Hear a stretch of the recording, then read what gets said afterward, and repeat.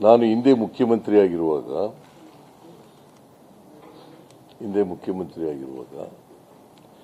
ಸುಮಾರು 491 ಕಿಲೋಮೀಟರ್ ರಾಜಕಾಲುವೆಯನ್ನು ತೆರವುಗೊಳಿಸಿತ್ತು.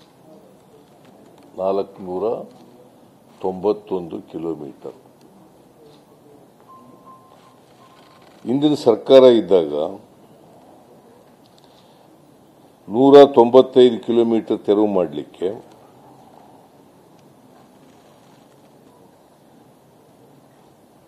ಕ್ರಮ ತಗೊಂಡ್ರು. ಅದು ಟೆಂಡರ್ ಕರೆದು ಕೆಲಸ ಕೊಟ್ಟது ಯಾವಾಗಪ್ಪ ಅಂದ್ರೆ ಜನವರಿ 23.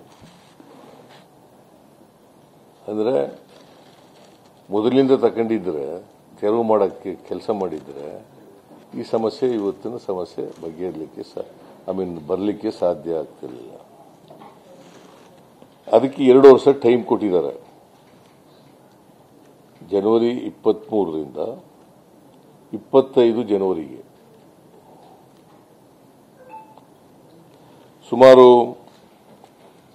1800 ಕೋಟಿ ರೂಪಾಯಿ ಇದಕ್ಕೋಸ್ಕರ ಖರ್ಚಾಗ್ತಾ ಇದೆ.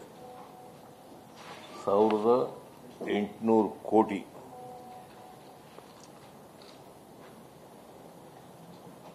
ಇನ್ನು ಉಳಿದಿರೋದು 174 ಕಿಲೋಮೀಟರ್. ಇದಕ್ಕೆ ವರ್ಲ್ಡ್ ಬ್ಯಾಂಕಿಗೆ ನಾವು ಪೋಸ್ಟ್ ಮಾಡಿದ್ದೀವಿ ಸುಮಾರು 2000 ಕೋಟಿ ರೂಪಾಯಿ. 174 ಕಿಲೋಮೀಟರ್ ಉಳಿದಿದೆ. ಅದಕ್ಕೆ ಸುಮಾರು 2000 ಕೋಟಿ ರೂಪಾಯಿಗೆ ಅದನ್ನು ಮಾಡ್ತಕ್ಕಂಥದ್ದು. ಬಟ್ ಇದರಲ್ಲಿ ಕೆಲವು ಏನಾಗಿದ್ದಾವೆ, ಸುಮಾರು 12 ಕೇಸು ಕೋರ್ಟ್ನಲ್ಲಿದ್ದಾವೆ, ಸಿವಿಲ್ ಕೋರ್ಟ್ನಲ್ಲಿ ಸ್ಟೇ ತಗೊಂಡಿದ್ದಾರೆ. ಅವನು ಕೂಡ ಕೂಡಲೇ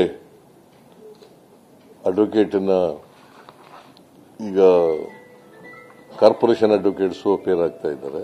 ಅದಕ್ಕೆ ಅಗತ್ಯ ಬಿದ್ದರೆ ಅದಕ್ಕೆ ವಿಶೇಷ ವಕೀಲರುಗಳನ್ನ ನೇಮಕ ಮಾಡಿ ಆ ಕೇಸ್ಗಳನ್ನು ಇತ್ಯರ್ಥಗೊಳಿಸಲಿಕ್ಕೆ ಪ್ರಯತ್ನವನ್ನು ಮಾಡಬೇಕು ಅಂತ ಸೂಚನೆ ಕೊಟ್ಟಿದ್ದೇನೆ.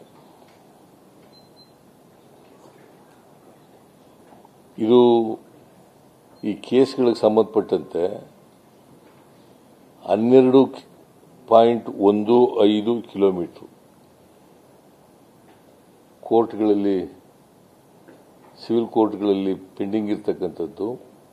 ಮತ್ತು ಇದರಲ್ಲಿ ಎಷ್ಟು ಕಿಲೋಮೀಟರ್ ಇದೆ ಅಂತಂದ್ರೆ 12.15 ಕಿಲೋಮೀಟರ್ ಸಂಬಂಧಪಟ್ಟಂತೆ ಕೋರ್ಟ್ಗಳಲ್ಲಿ ಕೇಸ್ ಇದೆ 174ರಲ್ಲಿ.